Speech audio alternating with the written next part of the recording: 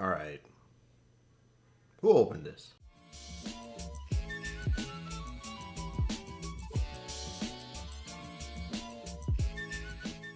Greetings, my name is Brian. Welcome to KillCo Whiskey Musings. How's that? This bottle, which is a Sam Adams bottle, what is that about? The Samuel Adams Boston Lager American Whiskey.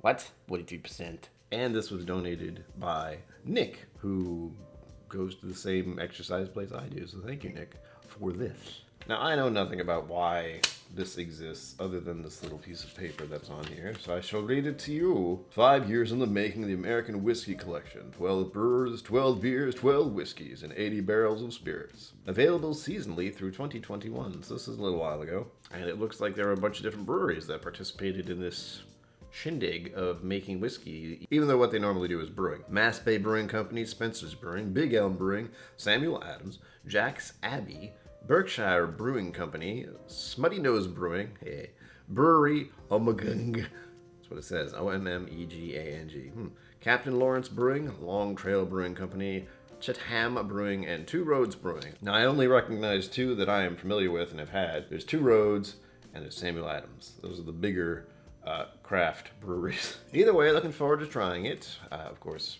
Nick was the one who drank this, so I have not had a sip of this. I don't know what it tastes like. Nada. But I'm curious, which is the reason I do all these videos. That was a fun one. Whoa, hey, nailed it. We begin with the color. It looks great as far as the color goes, and especially since I guess it was 5 years old. It did say 5 years on there, but I don't see an age statement, so that makes it pretty vague. Oh, Berkshire Mountain Distillers. So there is a distillery that did this, and I can only assume that it used the mash bill from these beers. On to the nose. Whoa. That was very sweet and familiar. I don't know, that was a weird one. Why were you familiar? I think this was reminding me of another beer / whiskey place that I've had a bottle from before. I didn't particularly like it. This is reminding me of a Sons of Liberty bottle I have, and they used a chocolate malt for theirs. It's giving me that kind of vibe, which is very specific and very surprising for me. But this is much sweeter, and I feel like it's also reminding me of something else. Good God. I'm actually surprised by the sweetness. It's nice. It's very unexpected for what I was anticipating. I of course want to say it's hoppy, but I don't believe this was made from a hoppy mash bill or anything. That they might have used hops in it. I actually don't know what the mash bill for Samuel Adams is. And I know there's a variety of mash bills for Samuel Adams products. So if they did do one with IPA, well, it's in here. And if they didn't, it's still in here. Honey Nut Cheerios. Ooh, and there's a strange sort of vanilla. I wonder if I'm smelling malt, because I'm familiar with Scotch. And since this is an American whiskey and a beer mash bill, there's very likely more malt in it. I'm going to check. 3 hours later. Okay, at a glance, they did use hops in this. Specifically, Hallertau, Middle Fresh, and Titananger Noble hops. I said none of that correct. And as far as the malt, Samuel Adams 2-row pale malt blend and caramel 60. Okay, now you know. I didn't know. At least I'm glad that I said hops before I checked, because there's something hoppy about this. I don't like hoppy beers generally, but maybe just a smidge I'm okay with. And it is coming through on the nose. All right, now that vanilla sweetness seems to me to be just more of a sugar glaze, powdered sugar. It's nice. So a pleasant surprise on the nose. Now let's see what the palate is like. Whoa, whoa. Okay. Something happened there that I wasn't expecting. For the initial sip, for a moment, how do I phrase this? For those of you who have ever had cannabis-infused cookies or chocolates, there's a certain note you get when you eat those.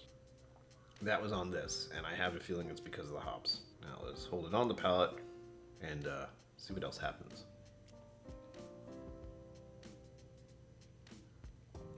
There's something interesting going on there with that note. Now, again, I can only assume it's hops. It's very light though, a little bit thin, a little prickly. Not much bite to it. I was expecting more of a tingly feeling on my tongue or a dry finish, but none of that has happened. Try this again. Oop. It lingers, though. Just like with hoppy beers, when you take a sip of those, you taste that for a while. It lingers on your palate. And I believe that's happening here. It's a little sweet. Very little. The hop note is coming through. And that's kind of it.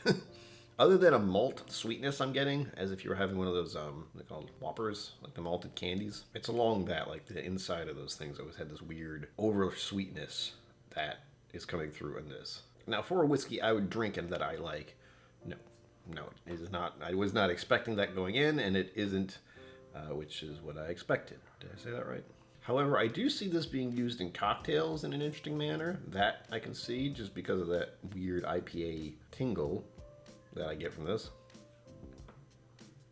The texture sticks, the palate lingers a little, but it doesn't do anything that I would consider incredible or mind-blowing or my gosh, you gotta try this. However, I do appreciate it for what it is, and that is something different. It is something that I didn't expect to come across, and I did, and thank you again, Nick, for letting me try this. I am curious as to what kind of cocktails this would make. Ooh, could be a beer cocktail.